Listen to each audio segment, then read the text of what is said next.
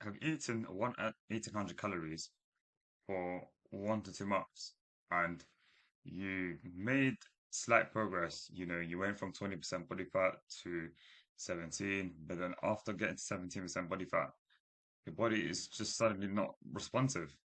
You're not suddenly losing more fat. Not even just from 20%, from like 25% to all the way. You may go from 25% to 20% in like the first 2 weeks, and then fat loss may be stalling. And this is not something to do with genetics. The reason why this happens and the reason why fat loss stalls is because your body is just now in survival mode. It's very clever. It knows what you're doing, and your body is trying to survive. And you've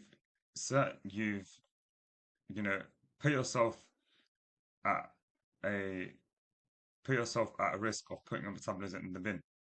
You placed your metabolism in the bin.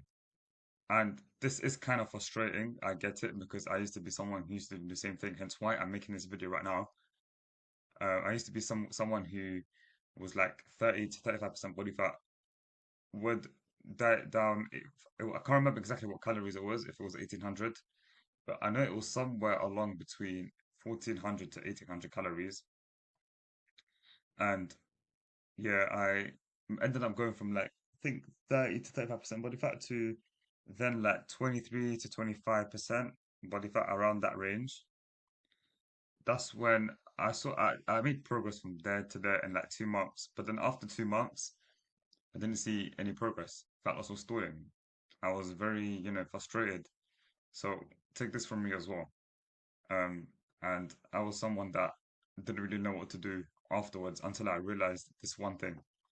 But let's say if you're someone that has been dieting down for 800 calories for 2 months and they've barely made progress, the fat loss has stalled, you placed them tumbling in the bin, you've raised your cortisol levels, you've put, you're on like running on low energy, you know, and you just end up getting frustrated, which I totally get. And so this is the fix that I've realized that you must apply if that happens. Because the biggest mistake you can actually make is continuing to diet down at 1800, 1400 and just not giving up, which is a good thing, but it's the wrong approach, because doing more doesn't always equal better results. So therefore, we need to do something that's smarter. We need to, discipline ourselves to um, do this alternative approach that I'm going to be telling you guys. So, what's the alternative approach? Well, the alternative approach is simply taking a diet break.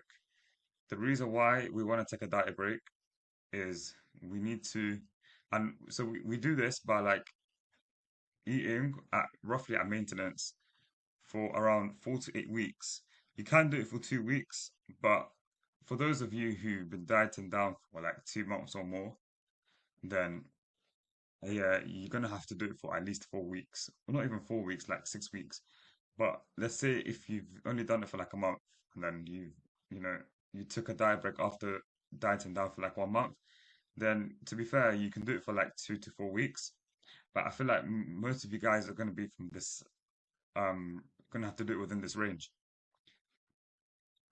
So the way to do it is to eat roughly at maintenance or like, slightly just below maintenance around 100. It doesn't really matter as long as you're eating like roughly at maintenance, then it's fine. It doesn't have to be exactly at maintenance, because we're not going to know exactly what our maintenance is, are we? So eat roughly at maintenance for like 4 to 8 weeks. And when we do this, we want to do it in the correct way. The correct way to do it is to eat at maintenance with the correct foods.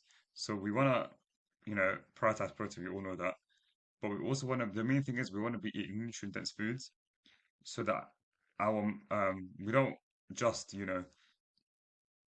utilize our body with this much food.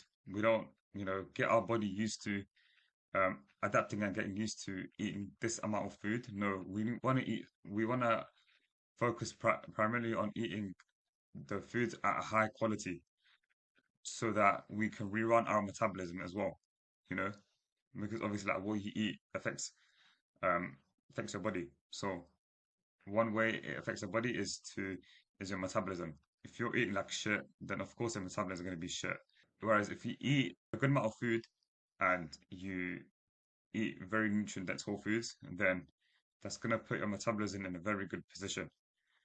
So what we're essentially doing here is you're going from your body who used to be in survival mode to now body finally taking that rest of being in survival mode to then adapting your body slowly to, you know, get used to digesting and utilizing all of that food that we give, all of those calories essentially.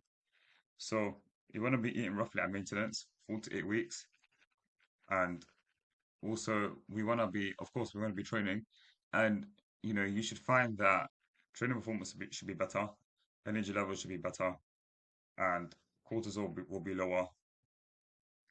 And I don't want you guys to be doing any cardio simply because you didn't just eat that many calories. You've probably, did a high amount of cardio, which essentially has led to your cortisol being so much higher.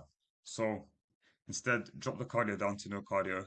Just do 10K steps because we want to also, lower our cortisol levels, like I said, because since you've raised your like cortisol levels from doing that much cardio and essentially eating this low amount of calories. Now, once you take a diet break for like 4 to 8 weeks, then you're essentially now going to be getting your body ready for fat loss. So we've already primed our body by eating this much food. Now we're going to prime our body to rerun the fat loss again properly this time. And the way to do it properly is to don't slash your calories down too much. Just do a very, very small deficit by dropping just below maintenance, around 150 to 200 calories. And you may be asking me, how are we going to be losing a good amount of fat if we do a small deficit? Well, there's two ways. One comes from lowering food, and another comes from raising the output. We're going to be increasing the daily energy expenditure by doing more output, but we're not going to start with a very, very high output. I want you guys to just start, as low as possible by minimum 20 minutes of cardio daily at zone two and heart rate 120 to 140. In case if you guys don't know what zone two is, and then we want to do 10K steps daily because obviously steps is such a easy way to be burning calories because it's a low impact cardio, meaning you can do it every day. So that's the correct approach to set up your calories, and that's the correct approach to be rerunning your fat loss. And then when it comes to making changes or whatnot, because obviously your body's gonna adapt, and if you don't make changes, then it's gonna lead to fat loss plateau. You wanna obviously make changes if that happens. So when you make changes, don't drop food down straight away. Keep food nice and high because that's the key thing. Keep food as high as possible to maintain our gym floor performance and to give us enough energy throughout the day, especially within the gym as well, and for our cardio sessions. So we wanna, instead of lowering the food down too early, increase the output too early. And once you do like a fairly good amount output of 40 minutes daily, so you want to go from like 20 minutes to 30 minutes and maybe raising the steps up a little bit. And then go from 30 minutes to then 40 minutes to do for your next change, raising the steps a little bit more if you want to. And then obviously once you do like a fairly good amount of output, that's quite high, like 40 minutes or above, then that's when you can drop the food down. But the main thing is you shouldn't drop food down too early because why are you gonna drop it down too early? It's gonna lead to you crash dieting, lead to more diet fatigue. So therefore we wanna be keeping food nice and high for as long as possible. The only time I feel like you should drop calories down and eat at like 1800 calories is if you're on like the last 2 weeks of your dieting phase, and that's when you can pretty much eat at like 1400 to, I want to say 1400, I'll say like 1600 to 1800 calories, which, because from the last 2 weeks of my fat loss, getting into 10% body fat, what I essentially did was I was eating at 1800 calories for those last 2 weeks. So unless if you're doing it for the last 2 weeks, then that's fine. But if you're eating at 800 calories for like at the start of the dieting phase, that entire like cutting period, from especially from like the initial start, then that's when issues start to take place. You know, if you're like in the last 2 weeks of your dieting phase, that's when fat loss will still respond. That's when that's when you'll be able to like still see progress, still lose fat on those last 2 weeks because you're not eating that much calories essentially for that long, you know. That's why like you will see maybe a little bit of progress for like the first 2 to 3 weeks, but then after 3 weeks, fat loss stalls. Why? Because your body already like essentially knows what you're trying to do. So it's trying to survive. The point is you can wing at 1800 calories, but only if it's like for the last 2 weeks of your dieting phase. Not for like, you know, not from the start. And that's why I'm saying keep food nice and high for as long as possible. Start with food as high as possible for as long as possible. That way your metabolism is going to be running. Your body is going to respond to fat loss more effectively as a result of that.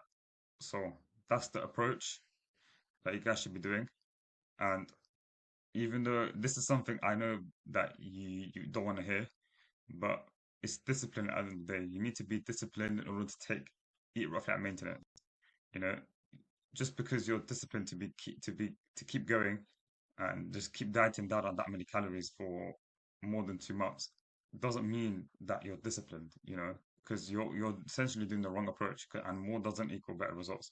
So be disciplined and take that diet break because it's not about whether you're lazy or not, it's about being smarter. So work smarter, not harder. And if you want my help to get to 10% body fat, click the link down in the description of this video, apply it for my one-to-one coaching, and then I'll do it for you. But yeah, thanks for watching as always. Hope you guys enjoyed this video. Like, comment, subscribe, all this good stuff, and I'll see you on the next video.